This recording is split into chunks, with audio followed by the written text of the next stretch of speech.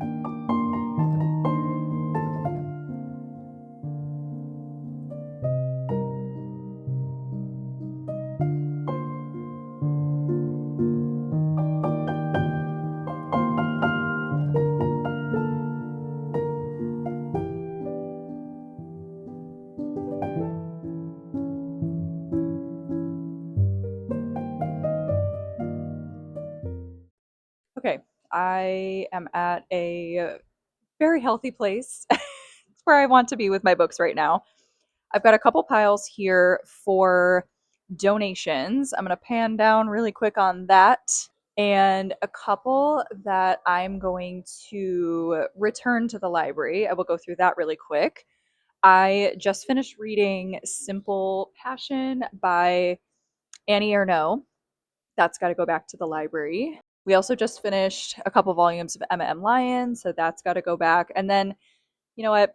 I never ended up reading this. It's The Island of Dr. Moreau by H.G. Wells.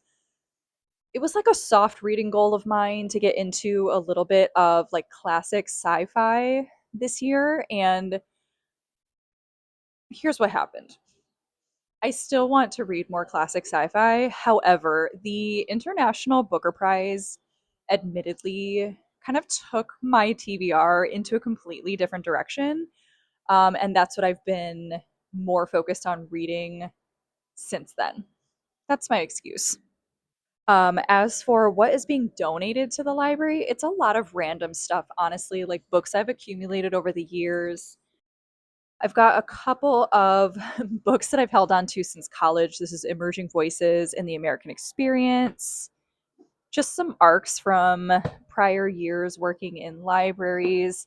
This is the most shocking thing I am giving up. It is The Witch by Marie Ndiaye. Guys, I started reading this book and it was a very swift DNF. This book was not good, and I kind of question who put this on the shortlist for this year's International Booker Prize. So she's going to go to the library donation pile. Hopefully, she can find a reader who will appreciate her, but it wasn't me.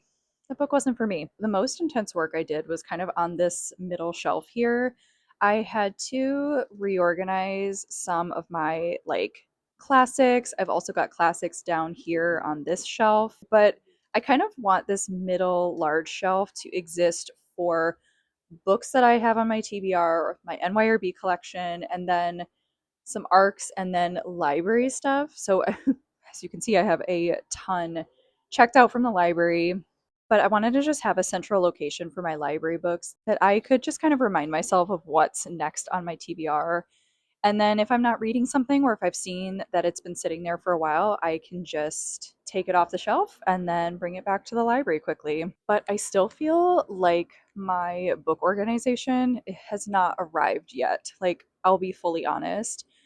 I would love to know how you organize your library books. Like, do you have a separate section, or do you have a separate location that you keep your library books all together? I don't know. I just feel like any tips definitely appreciated. But I'm happy with what I did today. This looks much cleaner, and then my floor is not cluttered anymore, so that feels wonderful.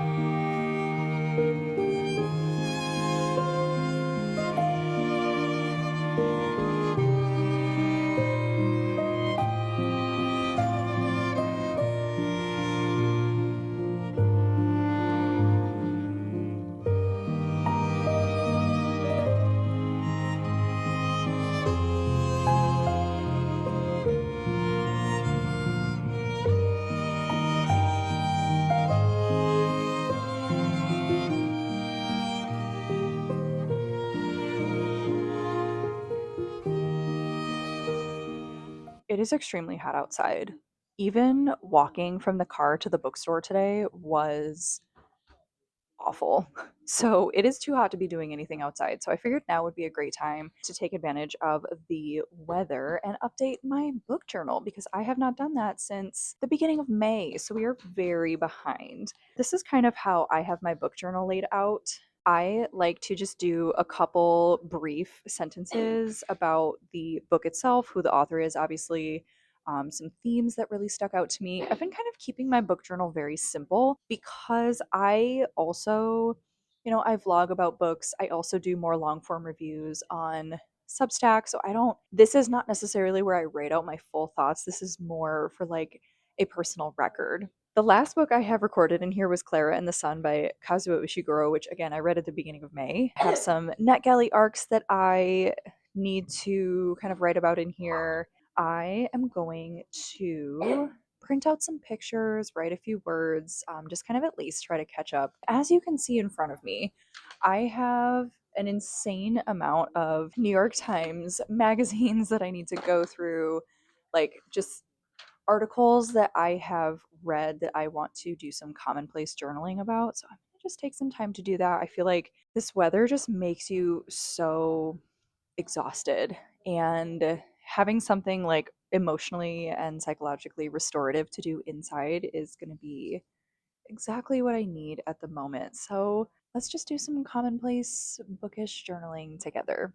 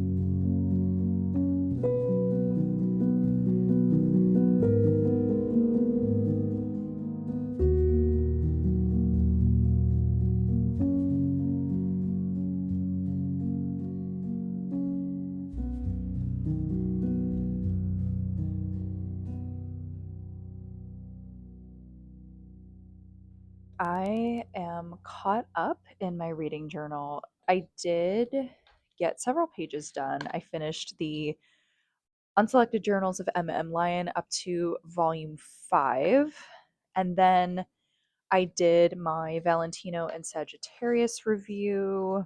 I gave Taiwan Travelogue its own page because honestly, this book was just one of my absolute favorites. I also did my review for Simple Passion by Annie Ernaux, and I gave you Eyes and You Look Towards Darkness by Irene Sola. The last book I just decided not to write about today was Fever Dream by Samantha Schweblin because I haven't finished a book yet and I didn't want to print that one out just by itself and then like waste a half a sheet of sticker paper. So, because I use this Kodak zinc photo paper for my little Kodak printer, which this is a decent printer if you're just looking for something inexpensive. This is the Kodak Step and it's genuinely very easy to use. Not super expensive compared to like some of the other Canon printers.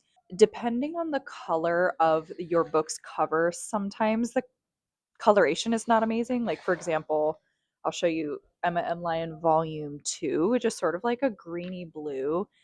You can see how it's kind of whited out on the end and it doesn't necessarily reflect the actual color, but honestly, again, this is just for personal journal purposes. I have found that if the book is more of a reddish pinkish color, it does tend to print better. Okay, that's my diatribe about book journal printers. I am going to wrap this up here. We have quite a bit to do. We have some family coming down for a birthday party this weekend, so I've got a lot of cleaning to do. That was part of this. I was like, I just need to get some of the lingering bits done, and then now I can clear out my living room because I do most of my reading, junk journaling, note taking in my living room. So, thank you so much for watching. I will see you in the next one.